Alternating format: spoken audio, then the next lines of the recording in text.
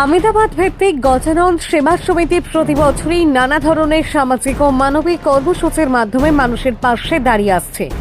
তারই অঙ্গ হিসেবে মঙ্গলবার কাঞ্চনপুর মহকুমার অন্তর্গত শান্তিপুর এডিসি ভিলেজে এক মহতী শীতবস্ত্র বিতরণ কর্মসূচির আয়োজন করা হয়।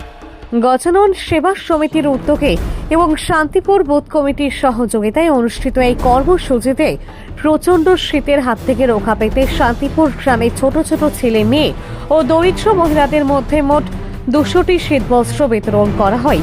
শীতের এই সময়ে এমন সহায়তা পেয়ে উপকৃত হন এলাকার বহু দরিদ্র পরিবার। অনুষ্ঠানে উপস্থিত থেকে গোটা কর্মসূচি তদারকি করেন শান্তিপুর বুথ সভাপতি পরিতোষ নাথ ও স্থানীয় নেতৃত্ব জয়দেব নাথ।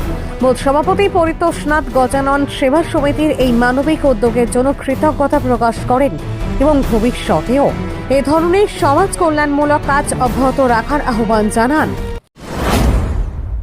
এটা অ্যাকচুয়ালি আজকের যে বিষয়টা এটা হচ্ছে আমাদের শান্তিপুর কাপঞ্চায়েতের পরিচালনায় এবং গুজরাটের একটা সেবা সমিতি যেটা গজানন সেবা সমিতি নামে পরিচিত, তাদের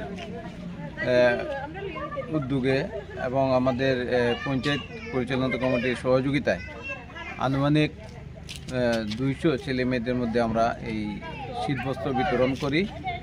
সেটা প্রচণ্ড ঠান্ডার কারণে ওই সমিতির কে অসংখ্য ধন্যবাদ জানাতে হয়। ওনারা এই শীতবস্ত্র প্রদান করেছেন। এটা প্রোভাইড করার জন্য আমরা পঞ্চায়েত সমিতির পক্ষ থেকে ওনাদেরকে স্বাগত জানাই।